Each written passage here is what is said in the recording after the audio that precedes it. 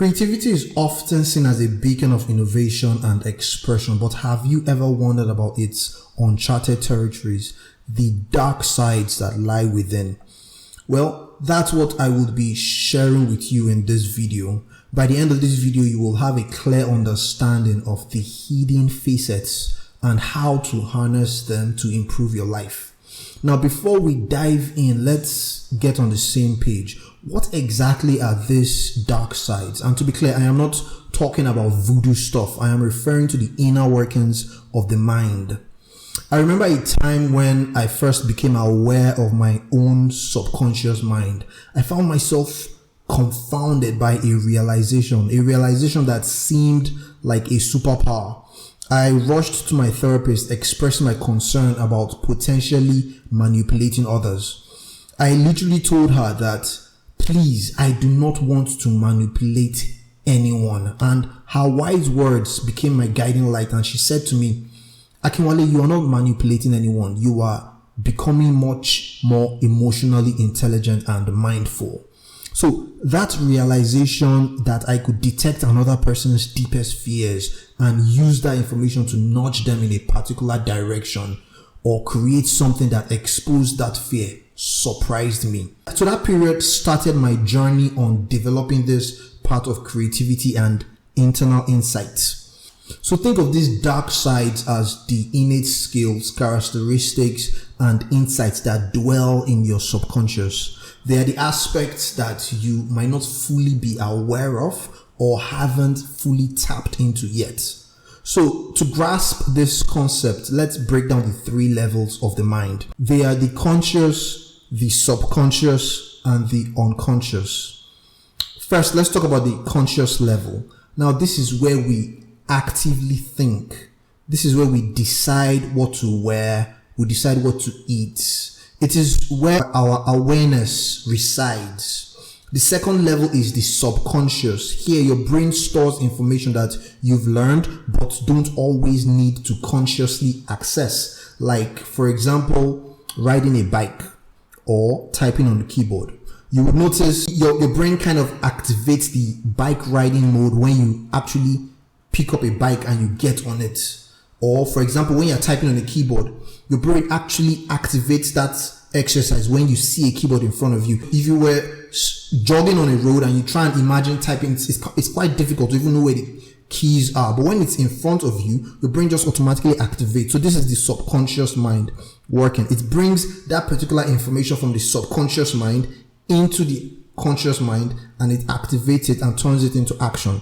So the next level is the unconscious level. This is the deepest, most hidden level. This is where your brain houses fears, phobias, dreams, and desires that often go unnoticed. So you see, these levels of the mind contain vital information. And yes, information is power. Well, that's if you have access to it. So how do you access these hidden treasures? By engaging in practices that heighten self-awareness.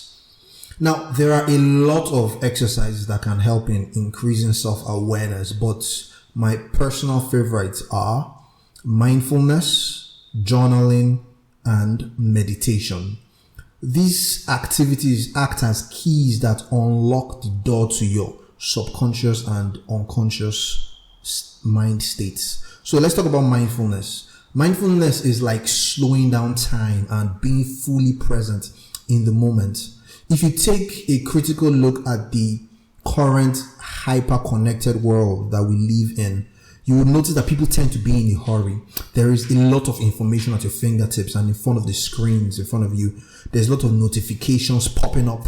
There's a lot of indications lighting up. So being fully present in the moment is a skill that you would need to cultivate to be in control of the internal workings of your mind. So for me, when I started practicing mindfulness, I started practicing with eating. Now, I'm sure you might say, why would I practice with eating? Well, that's the easiest way to practice mindfulness. You practice it on mundane activities, all those activities that you usually do without thinking of those little details. For example, you could practice mindfulness on how you make your morning coffee when you're at work. You do it by focusing on those little details. How the cup is always positioned in a particular place in the morning at the office. You practice mindfulness by paying close attention to when you sip your morning coffee. Does it taste different from yesterday? Does it taste different from last week? Even when you consume your coffee, how does it affect your system? Do you feel more energized than you were yesterday? So you practice mindfulness and you pay attention to those little details. So instead of just eating in a hurry, I try to be mindful while eating by paying close attention to the aroma of the food. And then as I take a spoon into my mouth, I pay close attention to the various flavors and tastes while it's in my mouth. Then I transfer my mind to how I was chewing the food and taking note of how the food got tossed to the various corners of my mouth. And then I also paid close attention to how the food traveled down my mouth into my belly. So basically the idea here is to pay close attention to those little things that you would usually overlook, because the future depends on what you do today. So mindfulness helps you train that mental muscle of paying close attention to little details. The next is journaling. Journaling is my personal favorite. The process of journaling is like having an intimate relationship with yourself. A quote by a fictional character created by Bram Stoker says that journaling is like whispering to oneself and listening at the same time. So imagine writing love letters, memos, instructions, affirmations, thank you notes, queries, and observations to yourself. It's like you write to yourself, for yourself, and it's going to be read by you. So it's an intimate relationship. And for me, I saw journaling as a gateway to self-expression in its rawest form. And it gives you the opportunity to take note of hidden emotions and thoughts that lie within your inner world. I would do a video on journaling because it's a tool that I used to really change my life. It helped me to become self-confident. It helped me to plan my life better. It helped me to clear my thoughts. So before I used to overthink. I used to just lay down and I just daydream. But when I started journaling, I realized that it was like as if I was pouring out my thoughts onto the paper and clearing the clutter in my mind and opening up more room to think of more important things. So I'll do a video on it so that it can also help you on your own creative journey. So the next is meditation. Meditation is like mindfulness, but with hyper focus. The act of sitting still and focusing on your breathing trains your mental muscle to get familiar with the corners of your mind. For me, when I started meditating, I found it difficult to bring myself to focus. Also, it took a while to get results. And at some point, I found myself wondering if I was doing it right. But over time, the results started to compound and I started to feel the calm amongst the chaos. Albert Einstein touched on the importance of this inner insight. He says that the most beautiful thing that we can experience is the mysterious. It is the source of all true art and science. He to whom the emotion is a stranger, who can no longer pause to wonder and stand wrapped in awe, is as good as dead. His eyes are closed. So, open your eyes and peek inwards. Look inside. And as you practice these exercises, over time, the results would compound. The results are incremental. You would start to become aware of yourself, your surroundings, and of other people. You would also start to notice little details. You will start to get familiar with your emotions and those of others. You would start to see yourself and the world differently. Most importantly, you would be much more intentional about what you consume. Consider this. Now that you are getting conscious of your subconscious mind and when you look inside, you're seeing different information, you're seeing different things that you never knew were there before. So going forward, what you will notice is that you will start to become much more intentional about what you consume, the kind of information that you expose yourself to.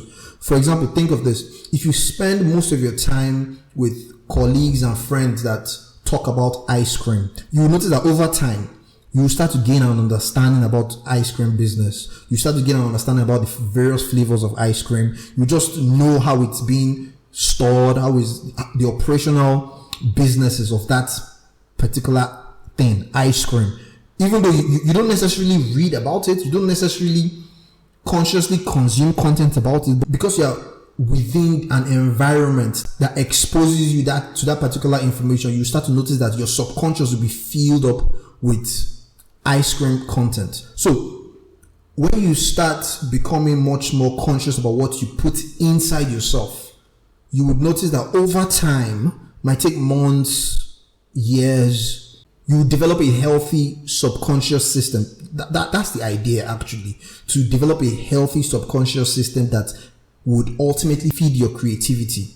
So, because you wouldn't just want any negativity getting into your subconscious mind, you would treat it like a garden. You will start to nurture your subconscious mind with positive information that would ultimately feed your creative output. So for me, I got better at talking with people.